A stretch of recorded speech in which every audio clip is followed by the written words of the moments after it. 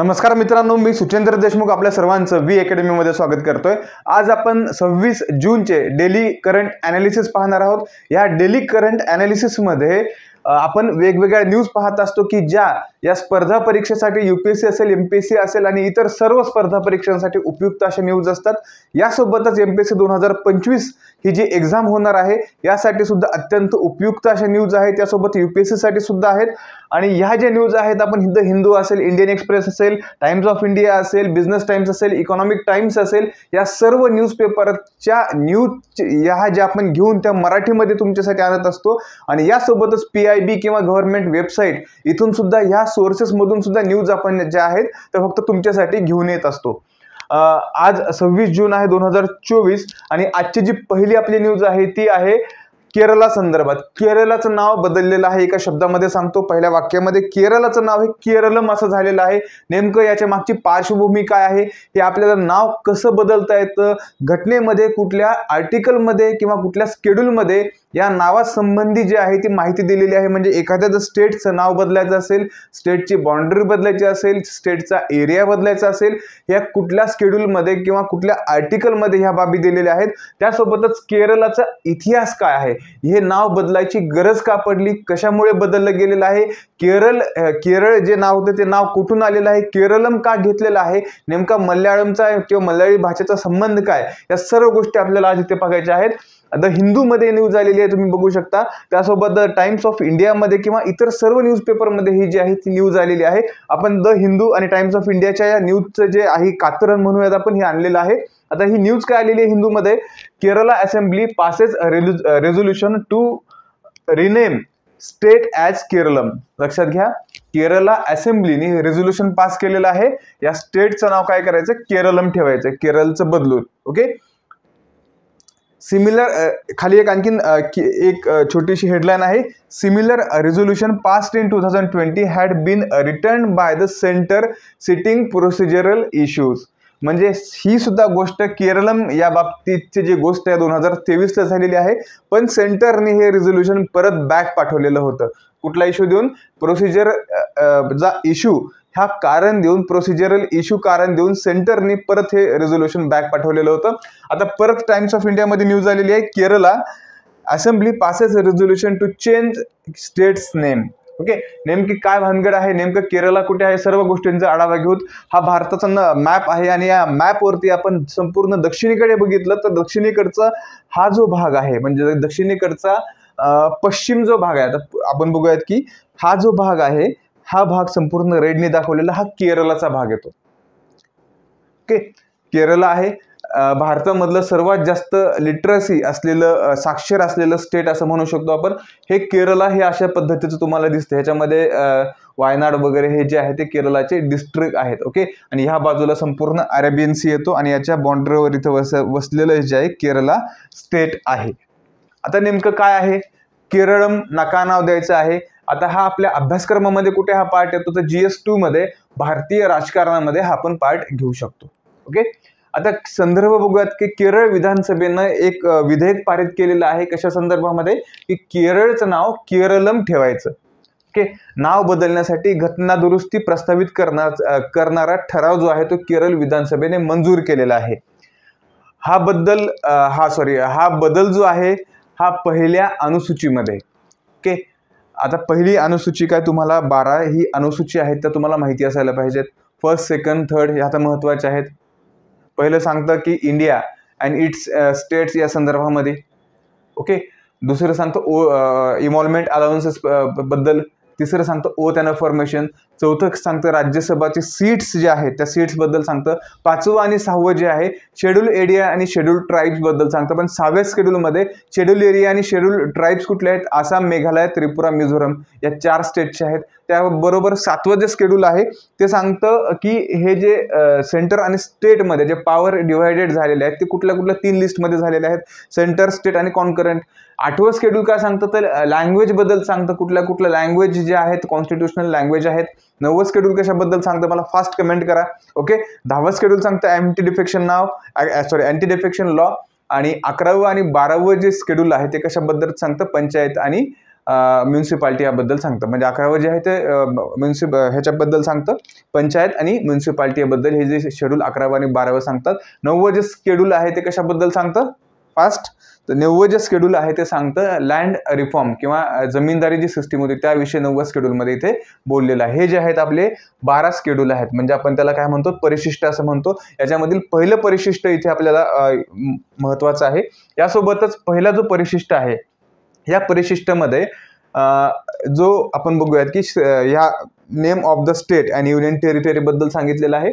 आणि यासोबतच हा जो आहे घटक, हा जो बदल जो आहे तो कलम 3 ला लागू करण्याची मागणी या ठरावात करण्यात आलेली आहे. म्हणजे काय, हा पहिल्या अनुसूचीद्वारे हा बदल अंमलात आणण्यासाठी भारतीय राज्यघटनेच्या कलम 3 ला लागू करण्याची मागणी या ठरावात करण्यात आलेली आहे. केरळ हे मल्याळम नाव असूनही ते अधिकृतपणे केरळ म्हणून नोंदवले जात आहे. ओके, मल्याळम उच्चारांसह अधिकृत नाव संरेखित करण्याचा ठरावाचा उद्देश आहे. केरळ हा मल्याळमच नाव आहे, पण केरळम त्यांना अधिक सोयीस्कर वाटतं, म्हणजे त्याच्या उच्चारासह आपण केरळ असं मल्याळममध्ये केरळम असं म्हणतात, म असं लावायची तिथं प्रत्यय आहे ह्या शब्दाला, तर केरळम असं म्हणतात. त्याच्यामुळे त्या पद्धतीचं नाव इथे ठेवायचं यांचा उद्देश आहे. याचं बघून पार्श्वभूमी काय आहे, केरळचा उल्लेख सर्वात पहिले कोणी केलेला होता, तर रेकॉर्ड म्हणजे 257 ईसा पूर्वी सम्राट अशोकाने रॉक एडिट 2 मध्ये त्याचा केरळचा उल्लेख इथे आढळलेला आहे. या शिलालेखात जे आहे त्या स्थानिक शासकाचा उल्लेख केरळ पुत्र म्हणजे केरळचा मुलगा असा केलेला आहे, आणि चेराचा पुत्र म्हणजे चेरा जे राजे होते त्या चेराचा वंशज असा किती केलेला आहे. सध्या राज्यघटनेच्या पहिल्या अनुसूचीमध्ये राज्याचे नाव केरळ असे नमूद केलेले आहे. आधुनिक राज्याची निर्मिती मल्याळम भाषा बोलणाऱ्या लोकांवर या प्रदेशातील विविध राज्ये आणि संस्थानांचे राज्य होते. केरळमध्ये अनेक राज्यांनी अनेक वेगवेगळ्या संस्थानांनी तिथे राज्य केलेलं आहे. 1920च्या दशकात म्हणजे एकीकृत केरळ चळवळीला वेग आला आणि मल्याळम भाषिक लोकांसाठी वेगळ्या राज्याची माग जी आहे ते पुढे येऊ लागली, आणि त्यानुसार केरळ हे राज्य आहे ते बनवण्यात आलेलं आहे. आणि स्वातंत्र्यानंतर बघितलं तर संस्थानाचे विलिनीकरण आणि एकीकरण हे केरळ राज्याच्या निर्मितीच्या दिशेने एक मोठे पाऊल होते. 1 जुलै 1949 रोजी त्रावणकोर आणि कोची ही 2 राज्ये एकत्र केली गेली, ज्यामुळे त्रावणकोर कोचीन राज्याचा जन्म झाला. जेव्हा भाषिक आधारावरती जे आहे राज्यांची पुनर्रचना करण्याचा निर्णय घेण्यात आला, तेव्हा केंद्र सरकारच्या राज्य पुनर्रचना आयोगाने केरळ राज्याच्या निर्मितीची शिफारस केली. कोणी केली? केंद्र सरकारच्या राज्य पुनर्रचना आयोगाने. ओके, मग आता हे सुद्धा आयोग माहिती पाहिजे, कुठले कुठले कशा पद्धतीचे स्टेट जे आहेत ते डेव्हलप झालेले आहेत. धार आयोग आहे, धार कमिशन असं म्हणतो. त्याच्यानंतर JVP कमिशन आला, त्याच्यामध्ये जवाहरलाल नेहरू, पट्टभाई सीतारामय्या आणि JV म्हणजे वल्लभभाई पटेल हे होते. त्यासोबत नंतर जो आला त्याच्यामध्ये फजल अली कमिशन आलं. फजल अलीमध्ये काय कोण होते, तर फजल अली चेअरमन होते. यालाच काय म्हणतात स्टेट रिऑर्गनायझेशन कमिशन असं म्हटलं जातं फजल अली कमिशनला. ओके, हे जे कमिशन आहे ते आपल्याला माहिती असायला पाहिजे. त्यांनी काय केलं की भारतामध्ये राज्यांची निर्मिती कशा पद्धतीने किंवा कशाच्या बेसिसवर व्हायला पाहिजे याच्यासाठी हे जे कमिशन आहे ते नेमले गेलेले होते, आणि यांच्या रिपोर्टनुसार यांच्या शिफारसीनुसार जे आहे ते राज्याची निर्मिती जी आहे केली गेलेली आहे. ओके, यानंतर राज्य पुनर्रचना आयोगाचे फजल अली आयोग बघितलेला आहे. याने सुद्धा भाषिक आधारावरती राज्यांची पुनर्रचना करण्याची आणि केरळ राज्याची निर्मिती करण्याची शिफारस केली. केरळ राज्य जे आहे लक्षात घ्या कधी निर्मिलं गेलं तर 1 नोव्हेंबर 1956 रोजी ते अस्तित्वामध्ये आलं, हे निर्माण झालं. मल्याळममध्ये राज्याला केरळम असे संबोधले जात होते आणि इंग्रजीमध्ये ते केरळ होते, म्हणून त्याचं नाव केरळ असं राहिलेलं आहे. ओके, म्हणजे इथं लँग्वेज म्हणजे भाषाचा इथं फरक मांडला गेलेला आहे. मल्याळममध्ये केरळम असं नाव होतं, तर इथं इंग्रजीमध्ये त्याचं नाव केरळ होतं. पण ह्या केरळमधल्या पॉलिटिशियन आहेत किंवा तिथले जे लोक आहेत त्यांना केरळम असं नाव ते इच्छित आहेत. ओके, त्याच्यामुळे हे केरळचं नाव जे आहे ते केरळम बनवण्याचा प्रस्ताव जो आहे तो इथे आलेला आहे. यासोबतच आता भारतातील आपण केरळबद्दल बघितलं तर भारतामधील राज्याचे नाव बदलायचं असेल तर काय करावं लागेल, याची प्रक्रिया काय आहे, कलम 3 काय आहे, कलम 3 अंतर्गत कुठल्या कुठल्या घडामोडी होतात ते बघूयात. ओके, आता कलम 3 अंतर्गत काय होतं, आता कुठल्याही राज्यापासून एखादा प्रदेश वेगळा करायचा आहे. ओके, ते करू शकतो, किंवा एका स्टेटपासून 2 किंवा अधिक स्टेटची निर्मिती करायची, किंवा 2 किंवा अधिक स्टेट हे एका स्टेटमध्ये मिसळायचे, किंवा 2 किंवा अधिक स्टेटचं मिळून एक स्टेट बनवायचं, हे संपूर्ण गोष्टी कलम 3 मध्ये येतात. यासोबतच कुठल्याही राज्याचे क्षेत्रफळ वाढवायचं आहे, कुठल्याही राज्याचे क्षेत्रफळ कमी करायचे आहे, त्यासोबत त्याच्या सीमा बदलायच्या आहेत, राज्याचे नाव बदलायचे आहे. बघा लक्षात घ्या, इथे जो आहे राज्याचे नाव बदलायचे आहे, तुम्ही राज्याचं नाव सुद्धा बदलू शकता. या अंतर्गत जे आहे आर्टिकल 3च्या म्हणजे कलम 3च्या अंतर्गत ह्या गोष्टी येतात. राज्याचे नाव बदलू शकतो. ओके, आता याच्या संदर्भात सुद्धा 2 अटी घातलेल्या आहेत कलम 3च्या संदर्भामध्ये. पहिली अट काय, वरील बदलांचा विचार करणारे विधेयक राष्ट्रपतींच्या पूर्व शिफारसीनेच संसदेत मांडले जाऊ शकते. राष्ट्रपतीची पूर्व शिफारस लागते याला. आणि सेकंड, आणि ते विधेयकाची शिफारस करण्यापूर्वी राष्ट्रपतींनी ठराविक कालावधीतच आपले मत व्यक्त करण्यासाठी ते संबंधित राज्य विधानमंडळाकडे पाठवावे लागते. ओके, आता लक्षात घ्या, विधानमंडळाकडे राज्याच्या पाठवावे लागते, परंतु या विधानमंडळाने राज्याच्या मान्य किंवा अमान्य, समजा जर मान्य केलं तर ऑब्व्हियसली नाव चेंज होतं किंवा त्या दृष्टीने बदल होतात, पण जर अमान्य केलं तरी याचा म्हणजे याचा जो आपण इम्पॅक्ट म्हणू ते या केंद्र सरकारच्या निर्णयावरती होत नसतो. जसं की आंध्राच्या निर्मितीमध्ये झालं होतं किंवा आंध्र आणि तेलंगणाच्या निर्मितीमध्ये झालं होतं की जेव्हा आंध्र प्रदेश आणि तेलंगणाचं सेपरेशन झालं होतं तेव्हा आंध्र प्रदेशमधल्या त्या स्टेट असेंब्लीची त्याला मान्यता नव्हती, परंतु केंद्र सरकारने त्यांच्या व्हीलने किंवा त्यांच्या इच्छेने जे आहे तिथे आंध्रचं विभाजन करून आंध्र प्रदेश आणि तेलंगणा हे 2 स्टेट नवीन निर्माण केले होते. ओके, ह्या गोष्टी आपल्याला माहिती असायला हव्यात. तर हे बघितलेलं आपण स्टेटबद्दल. केरळम ह्या नावाबद्दल बघितलेलं आहे. केरळम का नाव त्यांना म्हणजे केरळम कशाबद्दल डिमांड होतीये आणि नाव बदलण्याची प्रक्रिया घटनेमध्ये काय आहे, या सर्व गोष्टीचा आपण आढावा घेतलेला आहे. ओके, म्हणजे तुम्हाला ही न्यूज कळाली असेल अशी मी आशा व्यक्त करतो. आणि पुढच्या न्यूजकडे आपण जाऊयात. पुढची न्यूज आहे पाकिस्तान. आता पाकिस्तानचं नाव कुठे आलंय बघूयात. द हिंदू मध्ये आलेली न्यूज आहे. Okay, Pakistan delegation in Jammu and Kashmir to inspect power project under the Indus water treaty. आता इंडस वॉटर ट्रीटी जर बघितलं असेल तर भारताचं आणि पाकिस्तानचं या इंडस वॉटर ट्रीटीवरनं नेहमी काय होत असतं, एक आपण म्हणतो की द्वंद्व होत असतं. ओके, काय झालं नेमकं, मॅटर काय आहे, या गोष्टी आपण बघूयात. आता इंडस वॉटर तुम्हाला म्हणजे इंडस रिव्हर कुठून ओरिजिनेट होते तुम्ही इथे बघू शकता.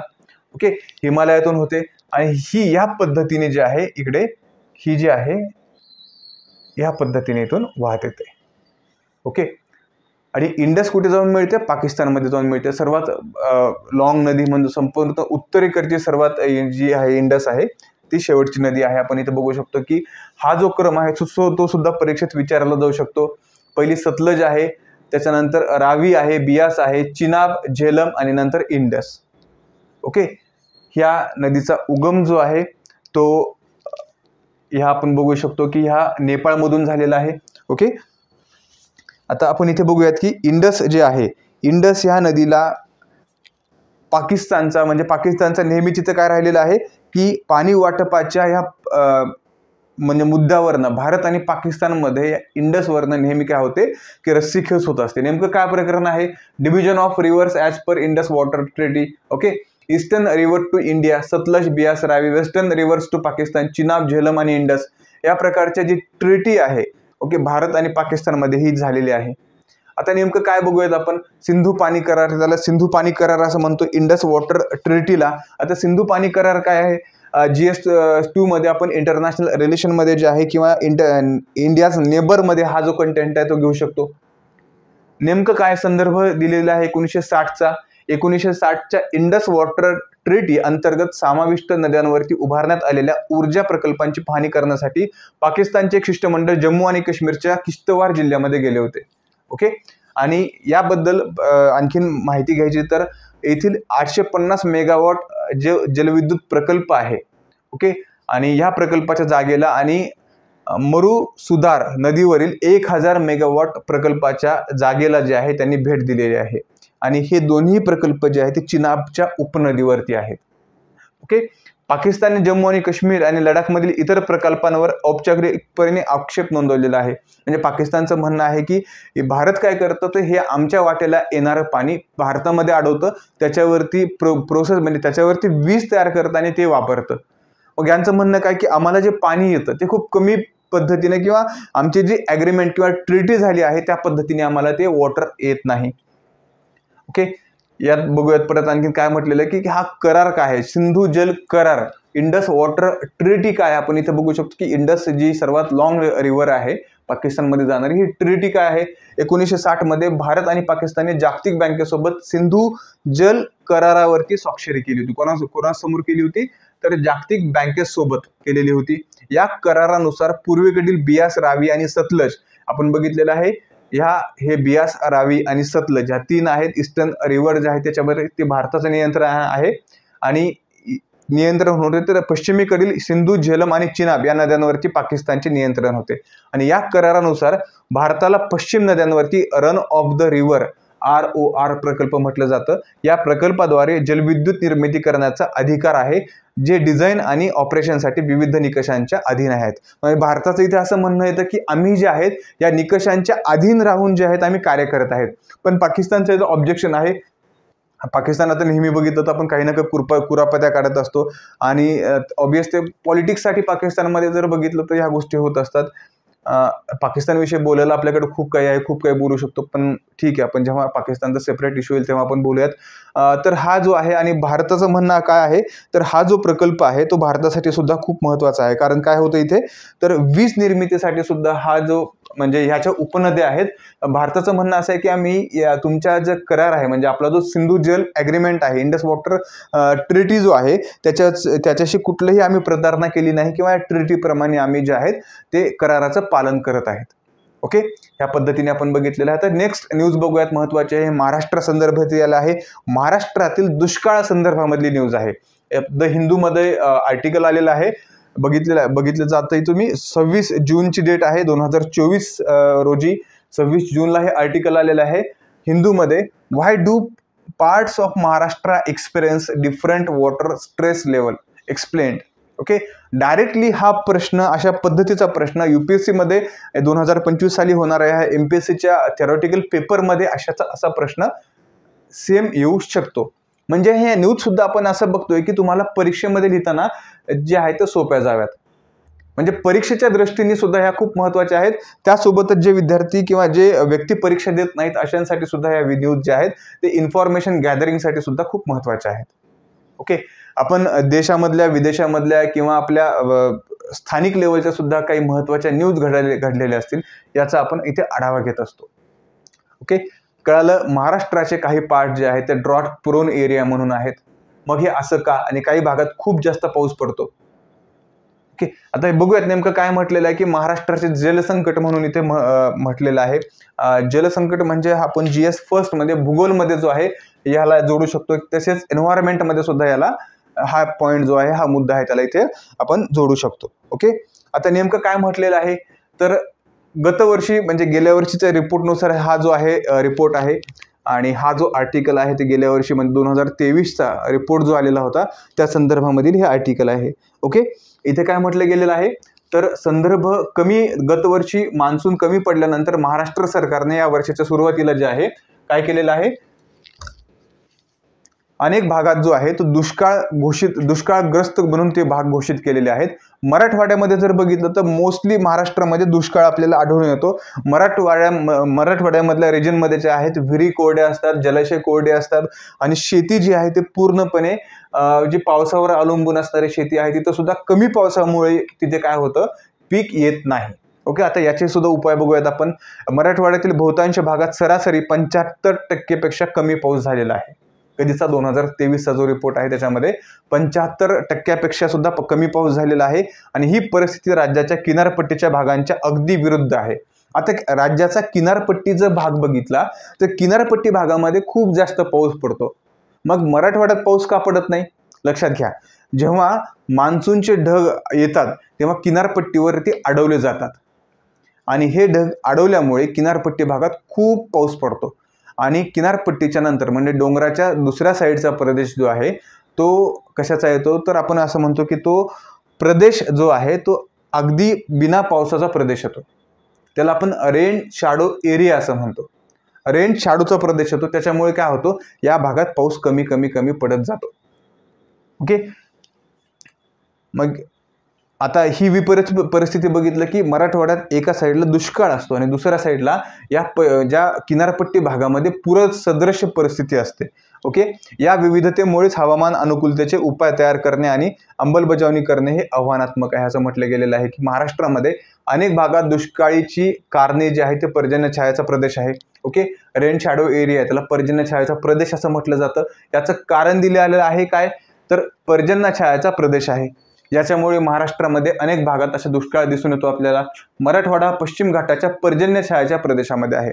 ओके, वेस्टर्न घाटाच्या पर्जन्य छायाच्या प्रदेशमध्ये मराठवाडा जो आहे तो सिच्युएटेड आहे. त्यामुळे मराठवाड्यात पाऊस न पडण्याचं किंवा कमी पडण्याचं मुख्य कारण म्हणजे हा पर्जन्य छायाच्या प्रदेशामध्ये येतो.